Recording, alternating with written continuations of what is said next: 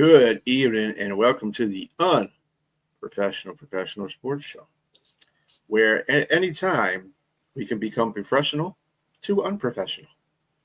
That's just the way it rolls here. I got with me Bo Crouch and, of course, James J. Train Martin. How you guys doing today? Good. Keith he said he had a dinner today. That's why. Okay, so without two of our comrades. One's working at the stadium today, and the other one's out with dinner with his wife. Retirement is great. I can't wait to get there. All right. So, guys, the MLB playoffs are heating up a little bit, or for some teams, it's cooling down. Cooling way off. Yeah. How about those Detroit Tigers? Yeah. How about those Detroit Tigers and and Houston too, the Houston Astros? So it's awesome. It's awesome. The best. But the Yankees are coming up there. Toronto's playing 500 in the last 10. The Yankees are 7-3, I believe, in their last 10. Yep. Won 3 in a row. So they're gunning for Toronto's spot to win that division. And it's looking pretty good. Red Sox in the wild card, they're 5-5. Let's see. We just talked about the Tigers. Tigers have lost 7 or 1-9 in their last 10 games. Yeah, that's rough. Awesome. That's rough. Like you guys are trying to miss the playoffs altogether, which is crazy because you guys had like a 7-game lead, right? Well, it was a 14-game lead in July. Mm. Then it went down to a 12.5-game lead at the beginning of August, and it's faded ever since that point. So yeah, I mean, because you guys occupy the last wild card spot. Yeah, and if they lose, they'll be pretty much. If Houston wins and we lose, I think that pretty much switches spots with them. Oh, come on. So I don't think so. I think you guys have the tiebreaker. Oh, we get the tiebreaker? I think you do. I think they that can be the difference between being in and out at this point. Yeah. I almost want to sound like the guy the grouch guy from Major League and say, who cares? They're blowing in the ninth. It just even if they do make it, it just feels like it's just that type of situation. I mean, unless the wild thing comes out and starts, it's just like, man, I'm sorry. That would have been Tarek Skubal yesterday, being Fry in a face at 99 miles an hour. And his performance went downhill after that because he felt so bad about hitting Fry. He didn't know, that his performance took a hit. He was distraught after that. And I could tell the way he was pitching. I mean, you could tell in the moment. Like, the ball hadn't even hit him yet, and he had already thrown his glove to the ground. And then you see it blast him in the face. He throws his hat. He was done. Realistically, you probably could have pulled him out of the game at that point. Yeah. I mean, because you could tell just he was not there. I got a still shot of the impact, though. Whew, man, brutal. Yeah, so he's got orbital, I think it was nose is fractured. He's got face fractures. Yeah, his nose. He broke his nose big time. You can't eat 99 square to the face. Like that's just that doesn't work. And that's probably how the Tiger season's going pretty much. A busted nose at 99 miles an hour. In other baseball though, some positive notes. Seattle. Before you move on. Yeah. Having this epic meltdown down the stretch, potentially, like, if you miss the playoffs, does your manager get fired? Oh, he's got to go. I mean, you'd think so because you could have accidentally won a couple of games and got in the playoffs at this point. And, I mean, I feel like that kind of meltdown, being that far ahead with a month to go, that's the kind of stuff that gets people fired. Yeah, that's definitely coaching. That's all there is to that to me. I mean, 75% coaching and 25% players. But the coach has got to get him out of that slump. He's got to do something. If he's got to shake up the lineup, get different people in there. I mean, they had Charlie Morton and they DNR'd him, and they brought up another pitcher. I mean, that's how bad it's getting for the Tigers. That Morton was supposed to be our third pitcher, fourth pitcher in our rotation. Mhm. I mean, Brian, Could you possibly attribute it to? I mean, because this is probably one of the worst, if not the worst, meltdowns in history, right? Karma. Because last year they zoomed into the playoffs. If you so-called remember, they were way down there. They were how many games from first were they? Like 7 or 8, 10 games, and they roared back in July, August, and September, and got into the playoffs. Maybe that was just baseball guys' ugly way of doing it, selling your soul. I don't know. But yeah, they're terrible right now. I mean, Cleveland Guardians, they're 9-1 in the last 10. Cleveland's been doing their job. They've been playing pretty good baseball, and they're probably a team you don't want to face in the playoffs right now because they got pitching and pretty timely hitting. It's gotten a lot better over the last couple of weeks, 3 weeks. Bo's Seattle Mariners, though, look at them, won 5 in a row. They're 9 out of 10 in the last 10. Yeah, what's even wilder about that is they are like 15-1 in their last 16 games. Yeah, they're playing great baseball. I mean, they're entering the playoffs on a heater. They got Colorado right now, which that's a minor league team essentially, and then they finish against LA though. So going against the Dodgers to wrap up the season, that'll be interesting. If they can complete the sweep of Colorado, which that wouldn't shock me, and they steal one game from LA, they lock up the second seed in a first round bye. Wow. Awesome. That is a weird thing to say when you're talking about the Mariners. And you weren't talking like this a few weeks ago. I wasn't talking like this a week ago. Like, I'm just like, yeah, they're going to mess this up. Like, again, I've been a Mariners fan my whole life. We're the only team in the league that's never been to a World Series. Right? Yep. I mean, there's 6 teams that haven't won, but we've never got there. Well, Robbie. I mean, that's fair. It's been a minute since the Pirates. It was like 72, right? Yeah, it's been a while, but at least they've been in it, So, Well, they actually won it, so I mean, yeah, they got a ring. But yeah, I think it was like 72 was the last time they were there. So it's been a minute, but we've never been. So, in fact, we've never even won the championship series. So, hell, I would put it like this. I think this is what we're going to do. I figure the Tigers are going to blow this in the next couple of games anyway. They're going to be out of playoffs. So I don't have to worry about cheering for them. So I'm going for the Mariners. That's, man, don't bring your bad luck over here. No, I'm just kidding.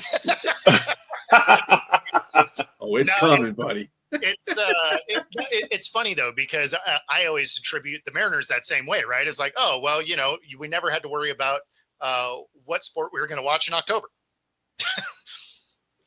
Now we have to actually kind of pay attention. They have a really good team. I mean, they're another team that has the balance of pitching and hitting. So I feel they're going to be another team that's going to be, you don't want to face them in the playoffs either. For sure. I mean, this was the first time they finally did something at the trade deadline, right? They never, I mean, when you look at the Mariners, they are. Never do anything at the trade deadline, right? Mm-hmm. Like you see guys moving around, you're like, okay, what are we going to do? And then it passes and they're like, oh, nothing. Cool. All right. Well, better luck next year, I guess. Yeah, and the National League, and that's good. I like I said, I'll be cheering for you guys if we don't make it. That's for damn sure. In the National League, the Phillies have sewed up their division. They've been 5-5 in their last 10. They're playing like I don't give a F ball right now. The Mets are 5-5. I don't know what they're doing. But, they're trying to miss the playoffs because yeah, they're Arizona, trying to do like the Tigers. well, Arizona and the Reds are both playing decent baseball. So, I mean, the Mets may Mets it up and miss the playoffs altogether. Hey, orange and blue teams aren't making it this year, I can see. I'm not sad if Houston misses. Yeah. The Central in the National League, Milwaukee Brewers already sewed up their division. They got the best record in baseball right now. The Cubs are, and they lost 3 games. They're 5-5. It's like these teams are like, whatever. We're just going to cruise into the playoffs, and then when we get there, we'll play, I guess. Cubs are 4-6. They've also got a playoff spot. They lost the last 5, though. Mm-hmm. The Dodgers 6-4 in the last 10, lost 2. Padres are 7-3 in their last 10 and have won 4. Both of them are in the playoffs. So, and eliminated, of course, are the Colorado Rockies. Sure. I mean, Pittsburgh. Since the middle of the year. Right. Since the beginning of the season, really. Washington, Atlanta are also eliminated from playoff contention. Texas Athletics and the Angels, along with the Twins, the White Sox, the Orioles, and the Rays. And the Pirates. Yeah. Mm. So, yep. And pretty soon it'll be the Tigers, and that'll be fine. But anyway. Wow. That's just amazing, ain't it? You know, it's crazy because incredible is a better word. Yeah. How far ahead you were, it's wild that you are barely hanging on to a wild card spot. Well, we had this argument between me and Jack about, because Jack said, well, the Boston Red Sox messed up 15 games in July. I said, that was in July. Mm-hmm. The Tigers still had a 12 and a half game lead in August, and they lost that. So I think that's probably the worst crash right there. Well, and even if you make it, like that, that's the worst part about it, is even if you make it, you've backed into the playoffs, which almost never works, right? Yeah. I mean, there's been an outlier where a team randomly comes to life, but generally if you back in, you're first round exit. Yeah, he's definitely going to get – if they don't fire him, I don't know what's going on. They need to fire that whole management. He may have some naked pictures on some people there. So there you go. Hey, maybe he might be trumping it out. So we're going to switch that over to I was hoping Keith came out here, but I forgot he had his thing. But we'll do a little bit of college football. What the hell, you know? Right now, let me see what we got here. If I can get to it. I believe Ohio State's still number 1. Am I correct? Yes. Yeah. In fact, and we have them LSU is 3rd, right? Or are they 4th? I think they dropped to 4th. They dropped to 4th. Yeah. They dropped to 4. How did they drop to 4? Well, they played a gimme game last weekend, and someone hopped them. I forgot what team it was.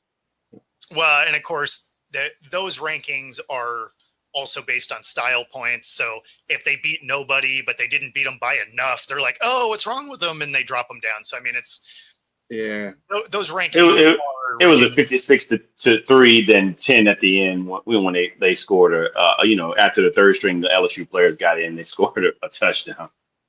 So really, I mean, it's not a big deal. I just think, obviously you get into the playoffs, that everything goes from there.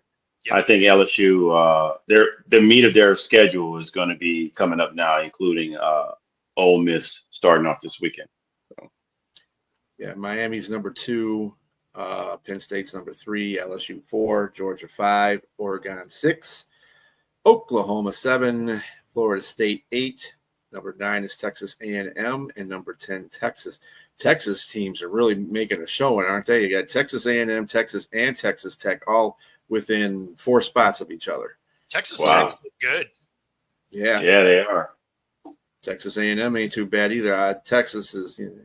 So A&M's that school that they have a squad, pretty consistently, and then they lose a key game, and then they become irrelevant the rest of the year because college football is the way it is. But they've had a team the last few years. They had a nice win against Notre Dame. So if I'm not correct, right? That was they beat them with that on fourth and whatever and goal. Yeah. So my Huskies have a real test coming up Saturday. We have Ohio State coming to town, and we're unranked, rightfully so, right? We are 3-0 on the season though, because we beat up on some teams that don't matter. But I think the Washington offense can keep pace. I don't know if the defense is good enough to keep them out of the end zone. So this feels like it's going to be kind of a high scoring game because, again, the Huskies are going to be able to move the ball, but they're not going to be able to stop Ohio State very much. So this feels like one of those like 45-35, 48-35, something like that. Yeah, I mean, I could agree with you with that. I can agree with Bo on that. Yeah, they can run the football, but you asking about Washington? Yeah. Because if they can, that's one of their Achilles' heels. He's trying to mention that they have no good run defense there, and that's the only thing. And I'm going to say I saw Yin just said that they look unstoppable, but yeah, they really hadn't played anybody. I'll be honest with you, just yet.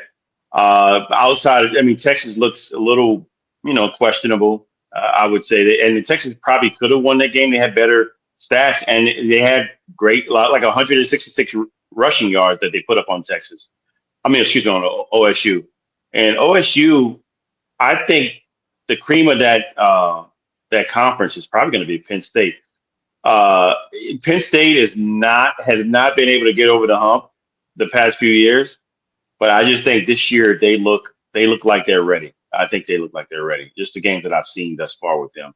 And OSU, they really need to buckle down with the run defense, but that doesn't get better with time if you don't have the personnel.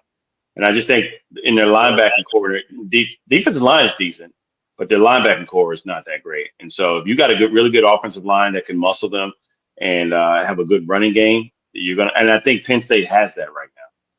And it's going to be tough with them. So we'll see. How do you think Michigan's been beating them for 4 years straight? For all the things that Ohio State has not adjusted is run defense.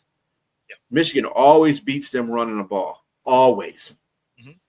And you figure by 4 games, you figure that out, But they might have a tough time going this time with Michigan. I know we don't have the running backs that we had the last 4 years. Right. Our running backs are okay.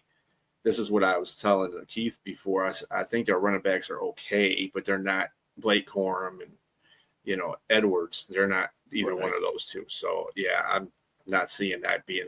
I hope I'm not going to say they're going to lose because F Ohio State. But anyway, I'm going for 5, man. I ain't trying to let Ohio State people know that either, But yeah, it's going to be rough because right now their offense looks all weird. They're doing all kinds of weird things with their offense. So I don't know. USC is going to Illinois, number 21 USC to number 23 Illinois. I don't have any confidence in Illinois. And they got their butt whooped like that by Indiana. I don't even know how they're ranked anymore. But that wasn't a whipping. That was a flogging, man. That just looks pretty bad. What was it? They have 70 points they allowed? Yeah.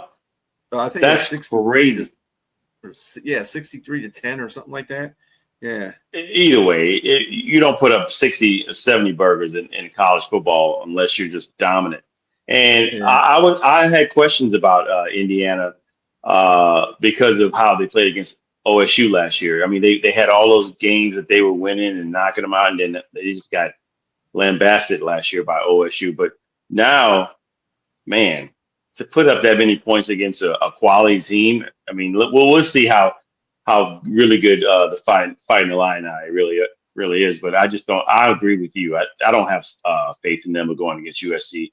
I think USC is going to get them their second loss as well. Yeah, and another interesting game is your LSU Tigers versus Ole Miss. That's going to be good in Ole Miss. Number 4 versus 13. Do you see what do you? And they got Ole Miss favored as a 1.5. Yeah, I think that offensively, Ole Miss is better, but I don't think I think we can hold them to a low scoring game. We just got to do something offensively for LSU. LSU has to run the ball better. They're averaging, I think, like 80 yards a game or something like that, and it's just not. And we have we lost like 4 starters on the offensive line to the pros, and so now they got some guys that they got from the transfer portals, in combination with guys that moved up. It looks decent. It's decent enough. And then of course they're not throwing the ball as much. I mean, they're giving them 2-man safeties. So Nussmeier's not throwing any deep balls. And he's really known for that gunslinging mentality, but they're trying to curtail him as well because sometimes his decision making can be inadequate, to say the least. And when he's out there throwing the ball all over the place, but he's got the horses out there wide receiver wise, and so they can compete. I just think that the defense is what's really going to be a problem for Ole Miss, and because our defense has been, I think they've been averaging like 9 points a game, they're allowing, and they can't run against LSU, and they're not going to just like light it up. And I think the quarterback is a newer guy, and he's doing okay, but he's going to have some problems with those DBs that they have at LSU. So I think that's wrong. I mean, I'm not just being biased. I try to be fair in regards to that, but I think LSU. Hey, if I think they're going to lose a game, if the game I think they might lose might be Alabama. That's the toughest game that they're probably going to face. Because I thought Clemson was the toughest game, and doesn't look like that's true anymore. But I think Alabama might be bouncing back. Alabama's got a tough one against Georgia, but I know we're going to talk about that later. But I think LSU can beat Ole Miss, man. It's just I don't even think I think it might be like a 7-point win for LSU. Maybe we could stay in that SEC because yes, number 17 Alabama is playing number 5 Georgia. I'm sorry. I mean, they got Georgia at 3.5, but I'm thinking that, man, I think Georgia's going to put a whooping on them. I just believe that. I just don't have no faith in Alabama anymore. I just don't. If this is a game that they should bounce back, it definitely needs to be this one. I looked at the stats and I saw Georgia is just more. They seem more dominant defensively, and the way they played against Tennessee, and Tennessee is really good. Tennessee is great. They by all intents and purposes, they probably should have won that game if the kicker would have just actually made the kick, but you can't depend on your kicker. So, Georgia came back and won that game fair and square. And you got to give credit where credit is due. Kirby Smart is a really good head coach. I think he outsmarted, no pun intended, he outsmarted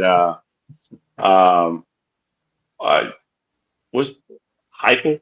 Yeah, I can't think of it. He's the quarterback for Oklahoma. I forgot his name. Heupel. I might be saying that wrong. Keep will give you the rundown here, but I think he outsmarted him, and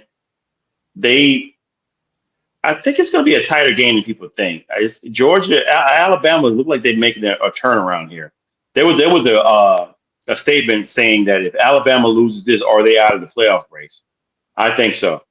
And so I think they're going to come hard against Georgia. And I give Georgia the edge, but a close one. It's going to be close. So I wouldn't be surprised if Alabama wins this game, just maybe by 2 or 3 points. But it's going to be tough. I mean, it's SEC too. I was going to say, I actually like the spread, the 3.5. That actually seems about right. But I think it's a coin flip. I think this game could go either way, and it'll probably be a field goal, or it'll be the overtime 2-point conversion stuff. Exactly. Yeah, actually, I'm thinking about it. It is a SEC battle between two, big juggernauts.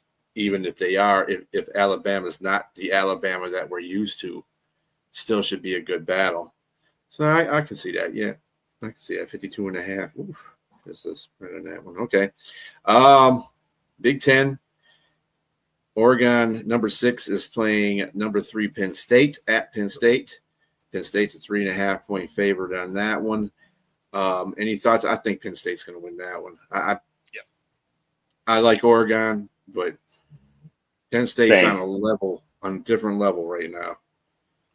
I think so too.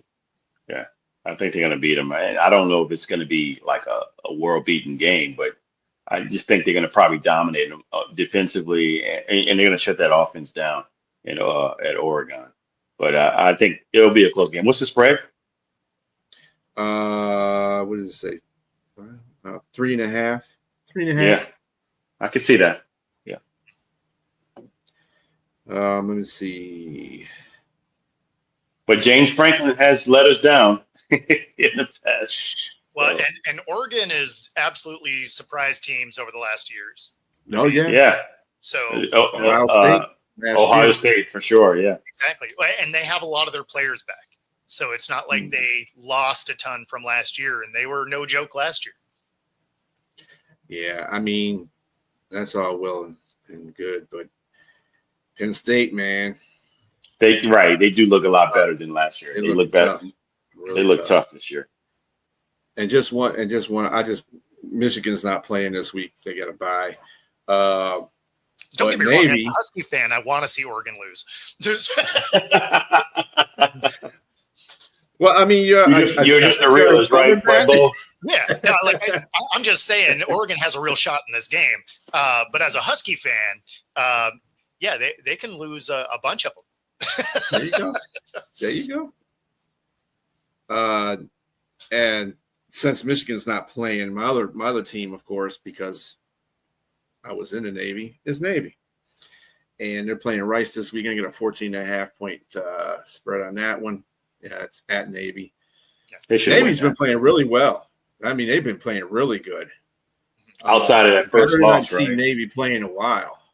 They're actually airing the ball out too. It's not like all the service all they do is run. Army, but Navy's airing it out. So that's really good to see that they're trying to change over to a different type of offense instead of keeping the same formula the rest of the service colleges are doing. So, but yeah, they're doing really well too. All right, from that to the NFL. So what do you think about Jackson Dart? He's been named a starting quarterback for the rest of the season. Well, I mean, when you saw Russell Wilson goal line stand, throwing balls that no one had a chance for. I mean, he got an intentional grounding for throwing it up the tunnel. I mean, you got to try to throw a ball out the back of the end zone and still get an intentional grounding. They almost always just give you that. When we launch it to the locker rooms, obviously you weren't throwing it to somebody. But then if you looked at 3rd and 4th down, they were 8 yards out the back of the end zone. Like, he didn't even give his guys a chance. So was that him trying to protect his legacy of not throwing an interception there? Or I don't know. But, I mean, you basically were just giving up on that drive the way he was throwing that. And then that one run where it almost looked like he closed his eyes and ran for 4 yards. Like, he didn't even try and juke anybody. I mean, I understand he's older and he's not as elusive as he was, but you could at least make the attempt. Like, you're not a fullback. Don't do this. Yeah, so, I think, he said he's not going to retire. After they named Dart the starter for the rest of the season, and the question was asked upon him, are you going to retire? You thinking about retiring? He said, no, I'm not thinking about retiring. I just got demoted. That's all there is to it. I didn't play good football, and that's what happens when you don't play good football. And he said the right things. Well, you always expect him to, right? You expect Wilson to say the right stuff, even if his actions don't follow it exactly. What's going to come out of his face on a podium will be that pro response every time. I kind of disagree with this whole Dart situation in the first I disagree with it too. He hasn't played. Yeah. I mean, and the starter is who played, and I get it. And look, he played bad last week, but against the Cowboys, I mean, he lit it up. I mean, I don't care how bad the defense was. I mean, this is an NFL team that gave up almost 500 yards. They're not that bad. So he actually played. He played really good ball. I mean, those pinpoint passes. They're bad, but they're not that bad. I mean, he threw. I mean, if you're telling me the guy was the last touchdown that was with 25 seconds left remaining, two guys were on him, but he threw a dime right there. So I mean, that was great. He's still. Yeah, I'm just saying he has talent still, but I mean, obviously, he's not the same Russ that he was. But my point is, he still could be a starter in the league or a capable backup. He could be a capable backup either way. But to put Jackson Dart in as the starter for the remaining of the season tells me a couple of things here. It tells me that one, the coach is probably trying to save his job. This is the guy that he wanted, and he wanted a comparable player to Josh Allen, whom he worked with in Buffalo. He helped groom and help him become the quarterback that he was, or that he is now. And so he wants to do the same thing here. And two, that either he's going to keep his job even if they do lose out of the season, and he has nothing to lose. I mean, right now, because there's only one way but up or down, because they don't see anything being productive or positive for the outlook for the rest of the season, because it's just what it is. I mean, they're between their defense, which is a total disappointment with all the talent that they have there. They've given up all those points, which they didn't do too bad against Kansas City, but they still lost the game. Like you don't have any receivers in KC, so I mean, right? That's true. Right, and at the same time, they always go through this. We don't have any receivers, or people keep this. They don't have any receivers, but yet they still keep going to the Super Bowl. Yeah, but they legitimately don't. There's a reason that they are. Their record is what it is. We'll put it that way. No, I agree. I think the marriage. It all started with the marriage between Tyrese. Who's it? No, I'm sorry, not Tyrese. I can't even think of the kid's name. Tyreek Hill, and Kansas City. I think it all changed. Although they still went to a couple Super Bowls afterwards, but at the same time, you can still see no one has been able to take the top off of defense like Tyreek Hill there, and allow the game to open up for some of the other guys. It's Juju Smith-Schuster. I mean, he's a good number 2. Yes, exactly. He's not a number 1. And I think I keep wanting to say Ray Rice is kind of similar. Rashee Rice with the off the field issues. He's missing. They're missing him for sure. Yeah. And he's definitely a number 1, but he just can't seem to get out of his own way with the issues here. Yep. And so Xavier Worthy can he looks like he's clear to play this Sunday when they play Baltimore. So yeah. But I always thought when he got drafted, I said, this guy he ran a 4.29 or whatever it was he ran. But there's a reason. Look at him. He's the size of somebody that's hungry. But that can work though. Like if you're fast and you make some clean cuts, you do your job the way Tyler Lockett does. You catch the ball, you go to the ground. Do not take that big hit. Yes, I agree with you in that regard, but he took friendly fire from his own, and look what it did. He got rocked though. Yes, absolutely. Yeah. He got rocked, but again, a bigger receiver probably would still be playing the rest of that game and on. Probably wouldn't have got put out. I mean, his shoulder was displaced, right? Or something like that. Yeah. I mean, he ran into Kelsey like full on. So like that'd be like getting lit up by your middle linebacker. It's like, yeah, that's probably not great. Like, Well, I mean, to the point that James is saying, though, I mean, if he was a bigger, had that been like, for instance, Calvin Johnson. Yeah, Calvin Johnson was running. Yeah, That would Kelsey be might a have fell. collision. I think both of them would have been hurt in that one. Yeah, I mean, obviously that's not apples to apples, right? Yeah. But no, I mean, when you think of any of the smaller receivers that have made a career, you get blasted by, a big tight end or a middle linebacker or something. Yeah, you're probably getting helped off the field. That's why those receivers, the smaller guys for sure, never appreciated an over the middle hospital ball, right? Because it's just like, oh yeah, you're trying to end my career, man. Like, what are we doing? So. Yeah. So I on Jackson Dart though, I don't think this is a good. I mean, I understand where Dable's coming from because he's trying to save his job. I think that's basically the whole point of this whole situation. That's all it is. But that offensive line, and they're gonna and the first team he's got to play is the Chargers. Yeah. And they got a great defense. Oh, dude. Yeah, I don't know. Like, I get moving off of Russ because he looked bad. He was making rookie mistakes, right? Like, he was making rookie decisions. So I get the, hey, we got to make a change. They go directly to Dart, forgetting that Winston's out there, right? You have a hierarchy of quarterbacks for a reason. So you know what? Russ isn't getting it done. Demote him. Put Winston out there. Certainly again. But Win doesn't put the win. I mean, Winston doesn't put the win in Winston. Yeah, James, Big Apple, that's for sure. That dude is always good for entertainment. I'm gonna tell you. yes. Oh, He he's don't care. for sure. He's called 30 for 30 for a reason. That's right. But yeah, no, I mean, like, if nothing else, I would have started Winston for a week. I was hoping Dart was going to get at least half the season before he was shoved out there. I do like a rookie to get a little bit of time, get up to game speed a little bit. Not everybody needs it, but most of them do, right? So I do appreciate if they wait longer, but I mean, this 100% is Dable trying not to get fired. Like that's all this is. I agree.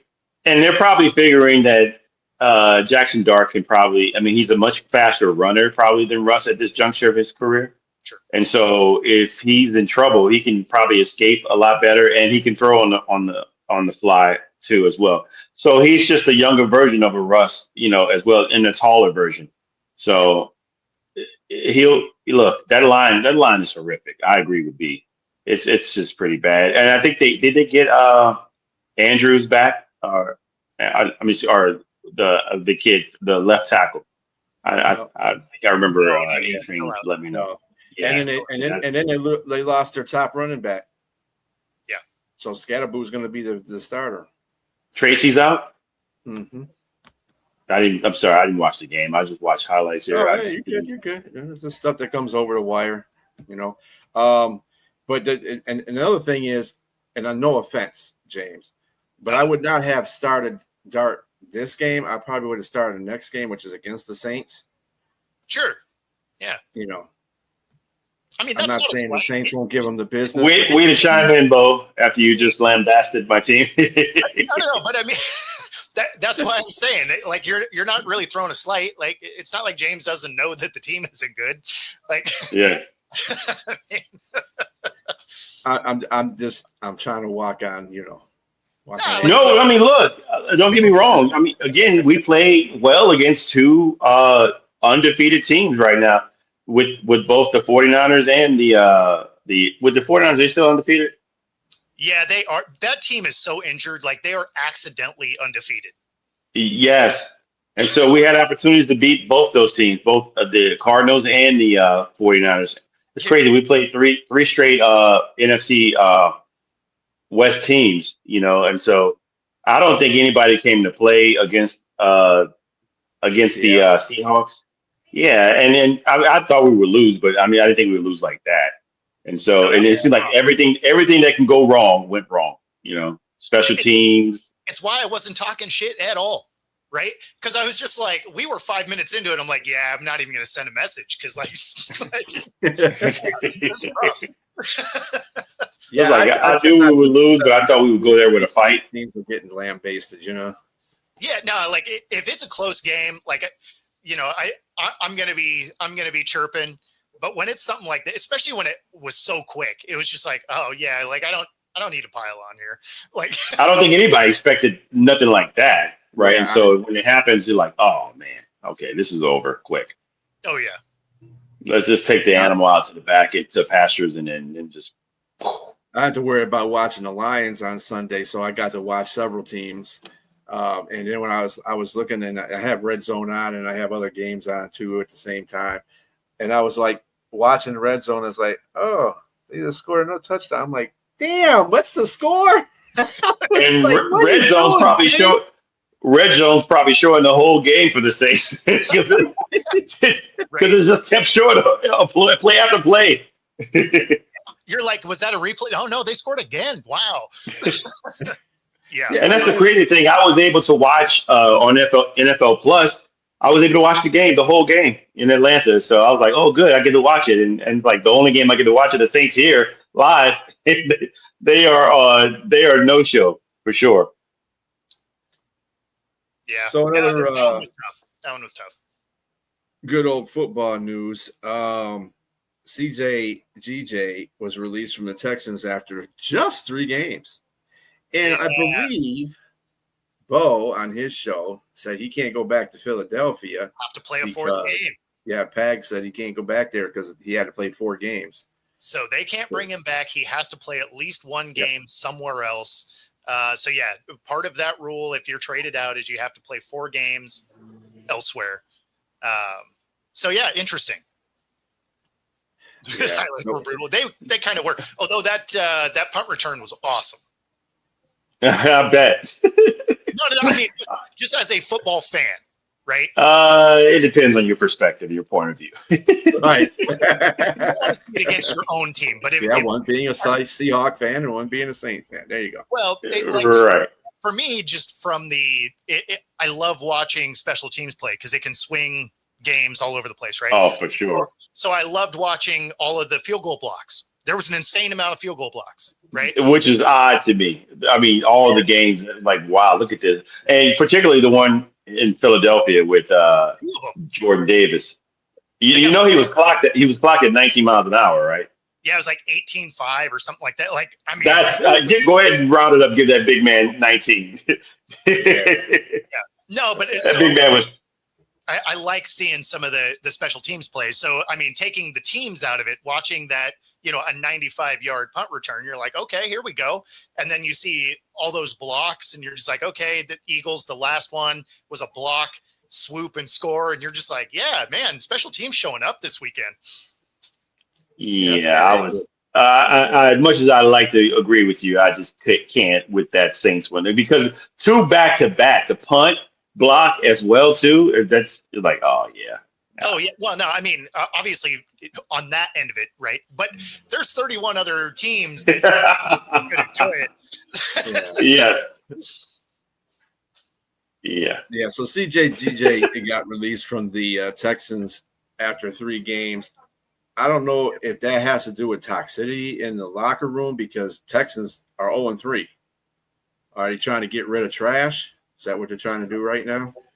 I think they're trying. Look, I'm going to say this. There has to be. I'm going to speak on this because he was drafted by the Saints in the 4th round. There has to be something with him in the locker room because there's too many teams that he's been through in a short career, just short span in his career, and he's a relatively good player. And for you to say that he can't stay on any team, either there's something psychological or something that's just toxic about this player to consider that no one's keeping him. And he's 3 games in. And again, he was great with the Eagles. He was great with the Saints. He was great with the Lions, I think. And I just think that he didn't play with it. He played 2 games. He played 2 games and 2 playoff games, 3 playoff games with the Lions because he was out most of the season. Yep. And then he tried to go in there and do that weird stuff with the ski mask stuff. And I was like, see, this is what Dan Campbell does not like. And sure enough, he was not renewed for the next year to come back to us because he's going somewhere with that stuff. So, yeah, he's a little disturbed. He wasn't always like that, though. I think when he was with the Saints, that was probably his best. Nah, it was there, brother. It was there. Oh, it was there, too. They just tolerated him as long as they could because I think we had him when we were still winning, and so, and when you're not winning, and then I think contract was coming up, they knew that at some point they were going to do that. Why not go ahead and just let him go, get a draft pick for him, and be done with that. And that's what happened. And then it just, you see the paper trail is just pretty bad, going through all the different teams. And like you said, he may go back to the Eagles. We'll see. Well, he can't. He has to go do. Well, I mean, until after the fourth game, right? He's probably just sit out for a while. Well, I mean, the Bears are bringing him in for a workout. Oh, they are. Okay. Good luck with that. Oh, well, that's Dennis Allen. Dennis Allen. I wouldn't be surprised he goes. But he was on the Lions, and guess who's the coach of the Bears? Ben Johnson. Yeah. You figure he would know what is going on with him too, but if Dennis, but he's probably talking to Dennis Allen, and Dennis probably persuade him to at least try. Well, especially for a workout, right? Because that means you're getting him for nothing, right? So you're like, okay, well, maybe we bring him in to help on the back end. Dennis Allen's like, look, I had him before. I can get him to play within my system. So like there's elements of it, like it could work. And to be honest with you, he's a pest against any team that he plays, and that's the guy you want. You want a guy like that on your squad until you can't handle them anymore. And I think that's probably the situation. I think that's just what it is. You want a guy to be able to get under the skin of the receivers because he did. He did. If one thing you can say about him that he did, man, he began to fight swinging matches with some of the receivers because he talks a lot of trash and he was able to back it up. He's an excellent box, nickel / safety, and he played well. It's just something's off. Something's off there. Well, now he's going after quarterbacks and him making Baker Mayfield. They have their little thing going on.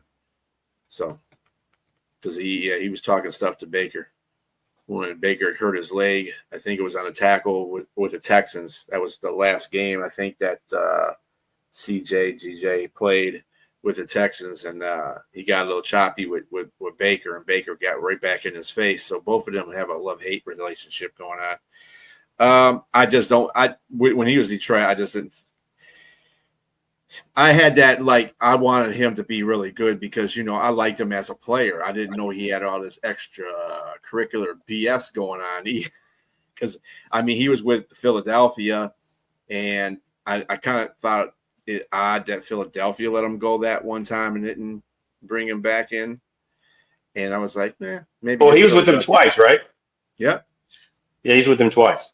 Yeah, the guy that he makes me think of, that the way he gets under people's skin is, you remember the Andre Johnson, Cortland Finnegan fight? Yes, absolutely. Right? He reminds me of Finnegan, where he just irritates people until they want to punch him out, right? The problem is as much as that happens on the field, that happens in the locker room because that is a personality trait, right? Right. So the fact that he's moved some teams does make some sense to me. But yeah, you want him on your team when you go play a guy like DK or Pickens or those guys that you can clearly get under their skin. You're like, oh yeah, let me go get this guy kicked out of the game real quick. To your point though, bringing up Cortland Finnegan, if we all can recall, Andre Johnson slung him around like Andy Ragdoll. So he car heel out of him. And it was funny because Andre Johnson was a pretty mellow dude. So for you to get him to that point is amazing. Ripping the helmet off and just throwing haymakers, unreal. I remember I remember watching that game and I'm like, whoa. Watching a football game and a boxing match. Oh man. Well, and you could even get it if it was, some of the players that were hot-headed that you're like, okay, these are two hot-headed players that are going to go at it. Andre Johnson wasn't that dude. So for you to push him over the top like that, you're just like, okay, clearly this guy needed a beatdown. Don't mess with none of the guys from the U. You don't mess with the guys from the U. Another note in the NFL, offensive tackle Lane Johnson got hurt. Probably won't be playing on this Sunday. You know how he got hurt? Tush push. Hurt his neck on the tush push. And you know, if Jack was here, he'd jump all over that. I told you. Oh God, yeah. Oh my goodness. It's Jack's fault. No one's gotten hurt from the tush push until he brought it up. Start bringing it up. Yeah. It's his fault. And you know, Tampa Bay also signed that big 400-pound kid too. What's his name? Damon. What's his name, James? Finch from Wildcats. Yeah, that guy.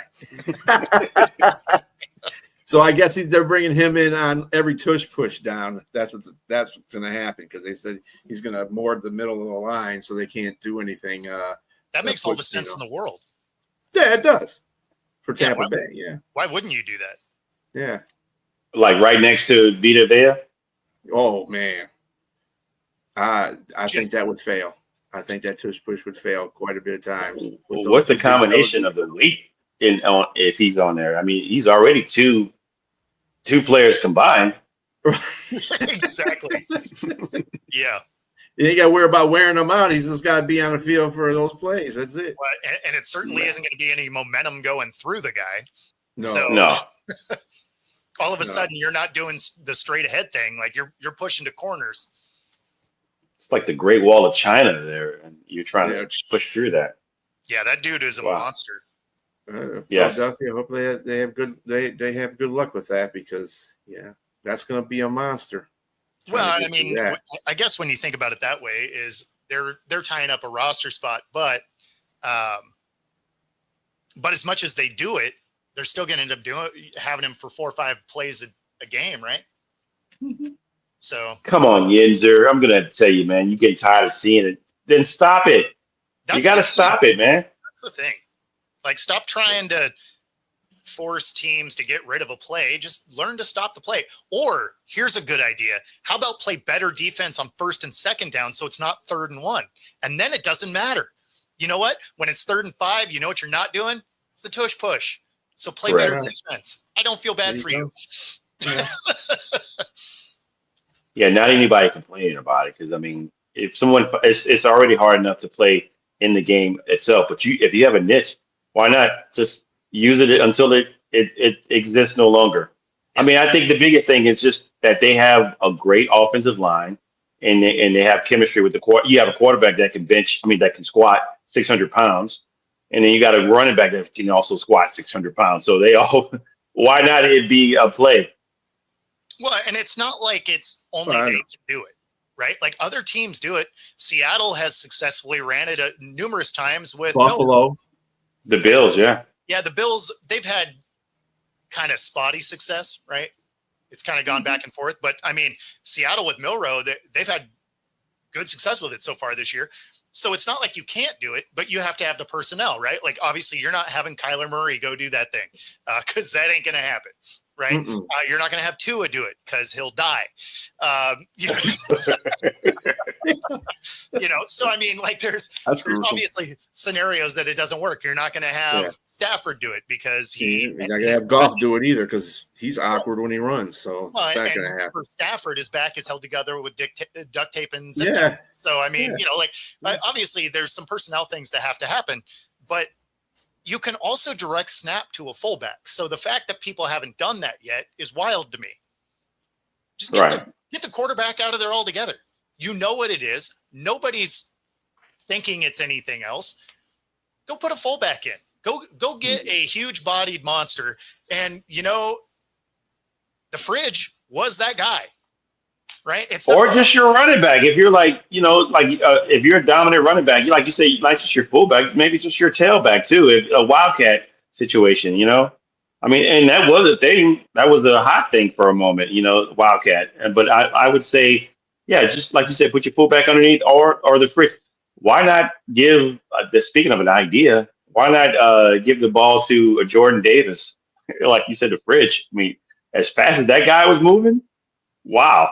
I wouldn't mind giving the ball at the 1 yard line or 3rd or 4th and 1, or 3rd and 1. Why not? direct snap it to the 400-pounder. Stop that. There you go. Yeah. Right. All of a sudden, people wouldn't get Or somebody's getting hurt, or somebody's making a business decision. They're like, no, I'm just going to get out the way of that. Go ahead and have a first down, dude. I ain't. You can have the first down. You can go ahead. I saw you running 18 miles an hour. You can go ahead and just take it to the end zone. Take it to the house. all of a sudden, you're that smaller safety jumping over the top. Oh, I thought he might jump. 0 days, 300-pounder jumping. One man's trash is another man's treasure. Kicker Young Ho Koo signed by the Giants. So, sure. But that was I'm sorry, Atlanta. That was the dumbest thing you could have done was got rid of Young Ho. Okay, he missed a couple kicks, big deal. But then you get this other guy, and he really screws you. Mm-hmm. So, I mean, I'd rather stuck with Young Ho. I would have stuck with Young Ho. So many players have a bad season. Like, I mean, it's not, especially when it comes to kickers. Like, you're bound to have a season where it doesn't all click. He's still one of the most accurate kickers all time. And so you decide to get rid of him, and you say it's one of their dumbest decisions, but we continuously watch them forget that Bijan exists. So is it, or is it really just in line with the fact they don't know what they're doing? Well, they got rid of their wide receiver coach. He definitely was to blame for all their miscues and woes. But let's see what Zach. What's the guy's name? The offensive coordinator from LA. Is Zach something? I forgot. Yeah. Anyway, I don't remember offhand. Yeah. We'll see if he straightened things out going forward. Hilliard's not to blame. Let's just put it that way. He wasn't the problem. And lastly, not least, 128 players have been nominated for the 2026 Hall of Fame, and then includes your guy Drew Brees and Larry Fitzgerald. I think Drew Brees is definitely going to get in there. Both players that you just mentioned are getting there, without a doubt. Zach Robinson. Zach Robinson, yes. That's what I thought his name was. But it was going to bother me, so I had to look. Zach Robinson. Okay.